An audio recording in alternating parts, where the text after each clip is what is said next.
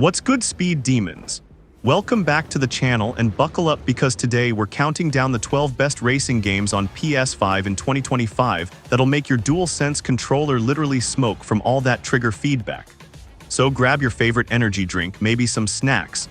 Actually no, don't eat while racing. Learned that the hard way when I yeeted a whole bag of Doritos during a hairpin turn. And let's dive into this high-octane countdown. Alright, kicking things off at number 12, we've got Grid Legends Ultimate Edition, and let me tell you why this bad boy deserves your attention in 2025. Look, I know Grid Legends has been around, but this Ultimate Edition, chef's kiss, it's like Codemasters said, you know what? Let's just throw everything in there and add some PS5 magic sauce on top.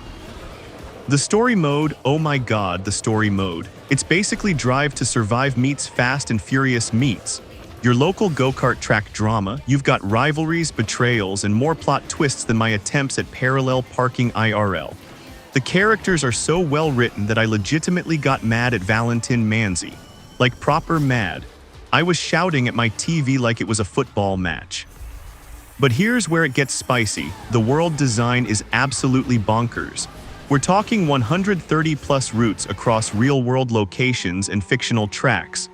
London in the rain, terrifying. Dubai at sunset, gorgeous. That one fictional track that's basically just pure chaos. I've memorized every corner because I've crashed into all of them. The AI, dude, these drivers have PERSONALITIES. Number 22 will always try to overtake you on the inside. Always. It's like they gave each AI driver a horoscope and said you're a Scorpio, so be vindictive. And with the PS5's processing power, you can have 22 cars on track all trying to absolutely demolish each other. It's beautiful chaos.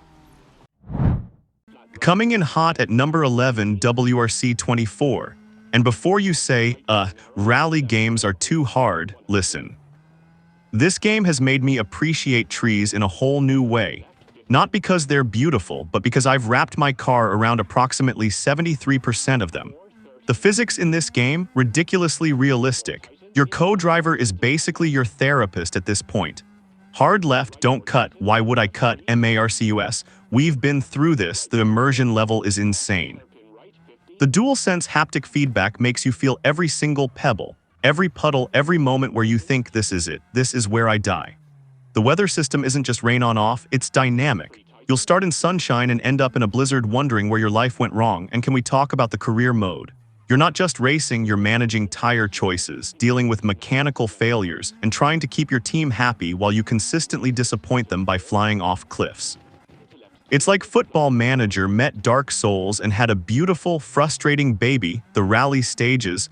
Over 200 km of unique stages across 13 countries. That's not racing, that's a journey. I've spent more time in virtual Kenya than actual vacation time last year. My friends think I'm cultured now. Little do they know. Number 10 is here to remind you that arcade racing isn't dead.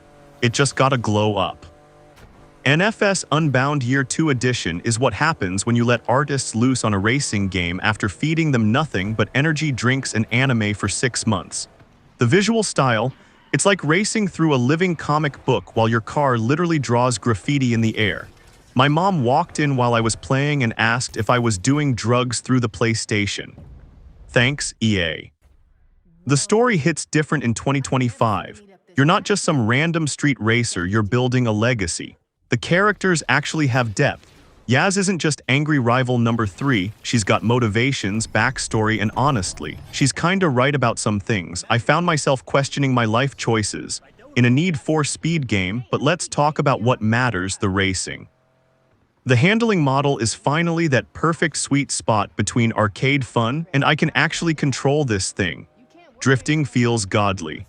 You know that feeling when you nail a perfect drift around a corner while cops are chasing you, your heat level is maxed, and the bass drops right as you thread the needle between 2 trucks. That's not gaming, that's art. The customization, bro, I've spent 47 hours just in the wrap editor. My Lamborghini looks like it got attacked by a unicorn with good taste. The online meetups are basically car shows where occasionally we remember we're supposed to race. Listen, F124 has achieved something incredible. It made me care about tire temperature. Tire temperature.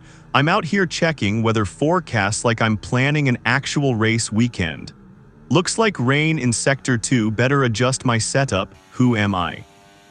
The career mode, chef's kiss. You can start in F2, work your way up, deal with contract negotiations, R&D programs, and media interviews where your responses actually matter. I accidentally created a rivalry with my own teammate because I said his qualifying was adequate in an interview. The next race, he accidentally squeezed me into the wall. The drama, the passion, the repair bills.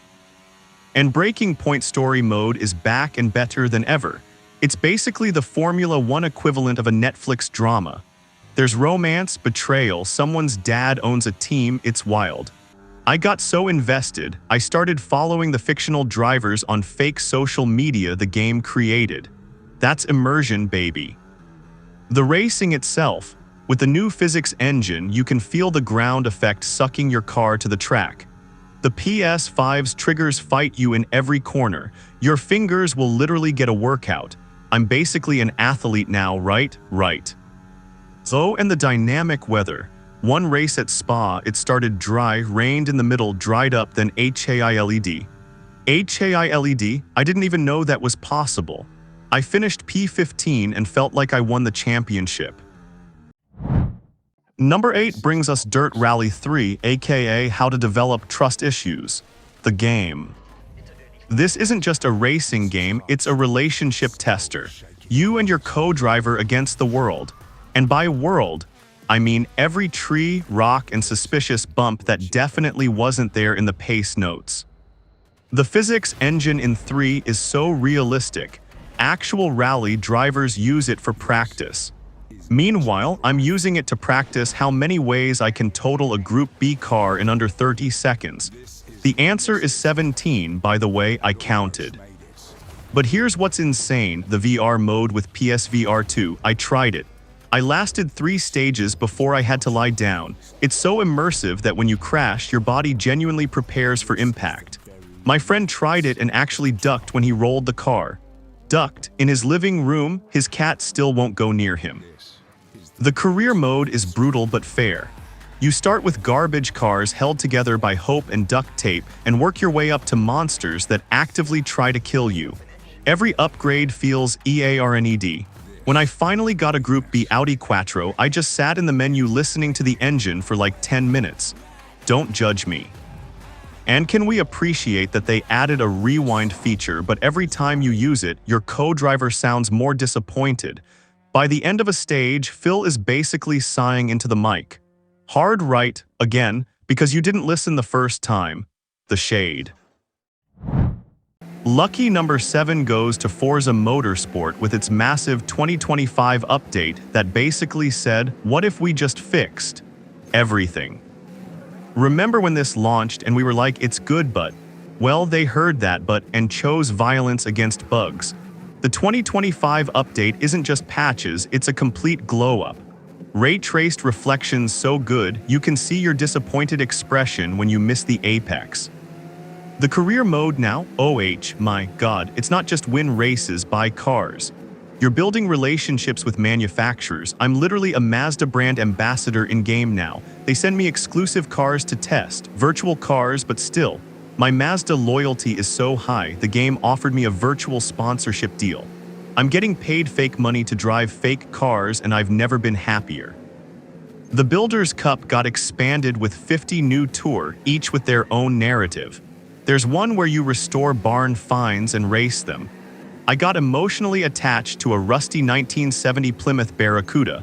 I named him Rusty. We've been through 47 races together. This is normal, right? But the real star, the dynamic time and weather that actually affects track evolution. Start a race on a cold morning, the track is slippery. As more cars run laps, a racing line develops. By noon, the track is hot and grippy. Then sunset comes, temperature drops, and suddenly that corner you've been nailing all race, surprise, you're in the wall. The AI uses machine learning now, so they actually learn your habits. Car 7 knows I brake late into turn 3 at Laguna Seca, so now he defends it. He knows they're becoming sentient, but like in a fun way. Sliding into number 6 like a Ferrari into a Hong Kong Island hairpin test drive unlimited. Solar Crown. This is how you do an open-world racing game. It's not just about racing, it's about living that racing lifestyle. You don't just own cars, you own houses to put them in. I spent 3 million in-game credits on a penthouse just because it had a nice view for photo mode. My priorities are fine. Hong Kong Island has never looked better. 1/1 scale, baby. You can literally drive for HOURS without seeing the same road twice. I got lost for 45 minutes trying to find a specific dealership and honestly, best 45 minutes ever. Found 3 barn finds and a secret race just by exploring. The social aspect is insane. Solar Crown isn't just a faction, it's a lifestyle choice. Team Sharp or Team Streets. I went Streets and now Sharp players literally flash their headlights at me aggressively. There's actual beef, I love it, but here's the thing that blew my mind, the game has a working economy. Cars have real value that fluctuates. I bought a classic Ferrari for 2 million, and a week later it was worth 2.5 million because everyone wanted it for a specific race series. I'm basically Wolf of Wall Street, but with cars, the customization goes beyond just your car. Your avatar has a whole wardrobe system. I'm out here matching my outfit to my car like it's a fashion show. My character looks fly as hell in cutscenes. Yeah, there are cutscenes. With actual story, your character talks, they have opinions. They judge your driving outfit choices. Weather isn't just rain or shine, we're talking full typhoons that make racing literally impossible. So everyone just meets up for car shows instead. The community turned a bug into a feature and the devs just went with it. Number 5, WRCKFEST2, or as I call IT, Therapy the Game. You know what? Sometimes you don't want clean racing. Sometimes you want chaos. Sometimes you want to strap rockets to a school bus and send it into 23 other players at 120 mph. Wreckfest 2 understands this primal need. The destruction physics, magnificent. Every panel, bumper, and door has its own damage model. I hit someone so hard their door flew off and took out another racer. I got an assist for that, an assist for someone else's door. The career mode is absolutely unhinged.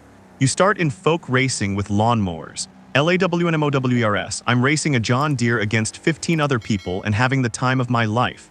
Then you graduate to school buses, combine harvesters, and eventually actual race cars that you're encouraged to absolutely demolish. But the real star, the multiplayer, 24 players, realistic damage, no rules except survive. I've made enemies, real enemies. There's a player named Bumper Killer 69 who has made it their life mission to end me in every race. It's personal now. We have beef spanning 3 months and 47 races. The tournament mode added in 2025, it's basically Squid Game for cars. Elimination rounds where last place gets deleted from the tournament. The pressure, the tension, the sweet, sweet sound of 23 cars trying to murder each other in turn 1. And get this, they added a replay editor with a Michael Bay mode that automatically adds explosions and slow-mo to your crashes. My YouTube folder is now 80% Wreckfest 2 clips. My friends are concerned. I'm living my best life. Number 4, ACC2, where casual racing goes to die. This isn't a game, it's a commitment. Assetto Corsa Competizione 2 said, what if we made a racing sim so realistic you need an engineering degree to tune your car? And we all said, yes, hurt US. The force feedback with a wheel, brother, I can feel when a fly lands on my front splitter. The track surface is so detailed, I know exactly which curb at Spa will send me to the Shadow Realm. It's the one at Pauhan, it's always Pauhan. Pauhan has ended more of my races than actual crashes. The GT3 championship career is basically a second job now. You have practice sessions, qualifying, and races that last actual HOURS. I did a 6-hour endurance race at Bathurst. Solo, my girlfriend thought I'd lost my mind. She wasn't wrong, but I finished P3, so who's crazy now? But here's what's beautiful, the rating system. It's not just are you fast, it's are you clean. My safety rating is so important to me, I brake 50 meters early just to avoid contact. I've become the racing equivalent of a defensive driver. My friends roast me, but my SA rating is 99, so who's laughing? The weather simulation, it doesn't just rain, it builds. You can see clouds forming, humidity affects grip, track temperature changes your entire strategy. I lost a race because I didn't account for track temp dropping 2 degrees. 2 degrees. This game has made me check real weather patterns for virtual races. VR mode with PSVR 2, I tried a full 90-minute race in VR. I needed a shower afterward, not from motion sickness from SWATNG. The concentration required is insane. I'm basically an athlete now. Esports is real sports, mom. Bronze medal position, Gran Turismo 7 Spec III, the daddy of racing GAMES. Polyphony Digital really said, what if we just kept making it better forever? And we said, thank you, Racing GODS. Spec III isn't just an update, it's a revelation. 50 new cars, 7 new tracks, and the return of the Grand Valley Speedway. When they announced Grand Valley, I'm not ashamed to say I shed a tear. That's not hyperbole. Ask my roommate, he has video evidence, don't watch it. The single-player content now? Overwhelming. We're talking 500+ hours of curated content. The cafe mode has 90 menu books now. I'm basically a virtual car historian. I know more about the history of Nissan than I know about actual human history. But let's talk about what made me lose my mind, Sophie 2. The AI that learns from millions of players. It's not just fast, it's creative. I saw Sophie pull an overtake at Trial Mountain that shouldn't be physically possible. I tried to recreate it. I'm still trying. It's been 3 weeks. My friends have given up on me. The livery editor community? Insane. Someone recreated the entire Marvel Cinematic Universe on cars. My garage looks like Comic-Con. I'm racing a Thanos car against an Iron Man Supra, and this is normal Tuesday behavior. Scapes mode got an update with AI integration. You can now place your car in any photo you upload. I put my Honda Civic in my grandma's living room. She was confused but supportive. The lighting was perfect though. Sport mode with the new penalty system, finally balanced. No more punt-to-pass meta, clean racing is rewarded.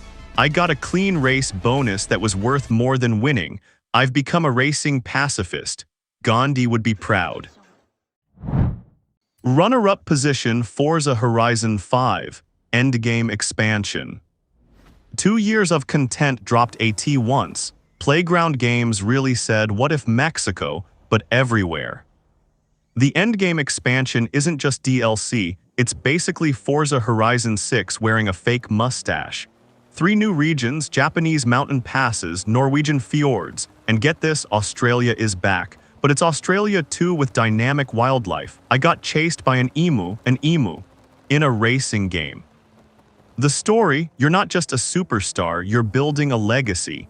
Every racer from previous games shows up. It's like Avengers Endgame but for cars. When the Horizon UK champion showed up in a cutscene, I pointed at my screen like Leonardo DiCaprio. The progression system, infinite. Prestige levels, legacy challenges, generational races where you pass your garage to your kid and start fresh with bonuses. I'm on my 3rd generation.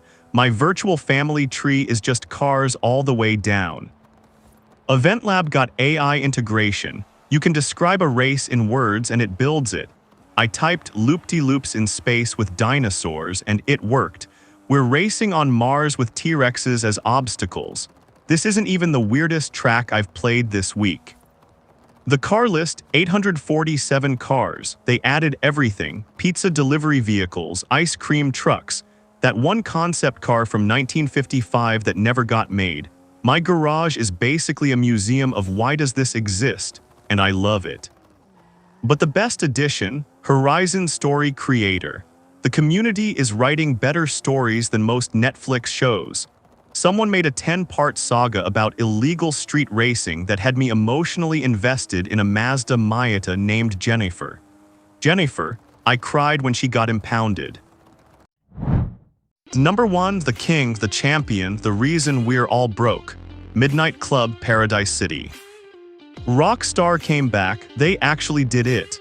After 15 years, Midnight Club returned and chose violence against our free time. This isn't just the best racing game of 2025, it's a cultural reset. Paradise City isn't a map, it's a living, breathing world that makes GTA look like a small town. We're talking Los Angeles, Vegas, and San Francisco in one seamless map. I drove from Hollywood to the Golden Gate Bridge in real time. It took 3 hours. I loved every second. The story mode, cinema, you're not just racing, you're living a fast and furious movie directed by Christopher Nolan. Time manipulation powers, parallel universes. A plot twist where your car was sentient the whole time. I'm still processing that ending. There's a post-credit scene that sets up Midnight Club 2, My Body is Ready. The customization, every single panel, is customizable. I spent 14 hours making my exhaust pipe look like a dragon. The exhaust pipe, you can 3D print your designs IRL. My room is full of tiny versions of my cars. This is normal behavior. Multiplayer races with 60 players. 60. It's not racing, it's war. The first corner is basically D-Day. I've seen things, beautiful, chaotic things. Someone modified a golf cart to go 300 mph. It won, we all cheered.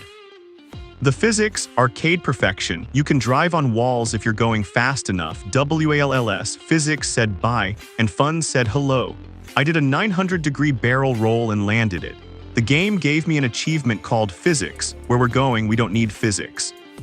But here's the killer feature, cross-reality mode with your phone.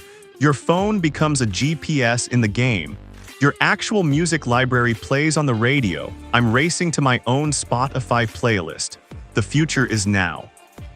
The traffic AI has personalities.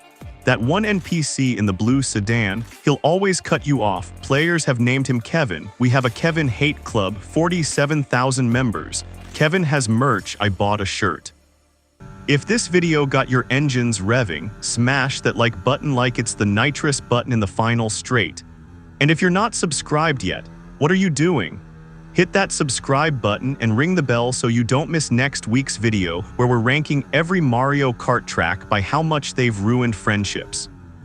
Also, I'm thinking about doing a 24-hour stream racing through all these games back to back. Should I do it? Should I risk my sanity for content? Let me know in the comments. Until next time, keep your tires warm, your racing line clean, and remember rubbing is racing, but punting is just rude. Peace out, racers.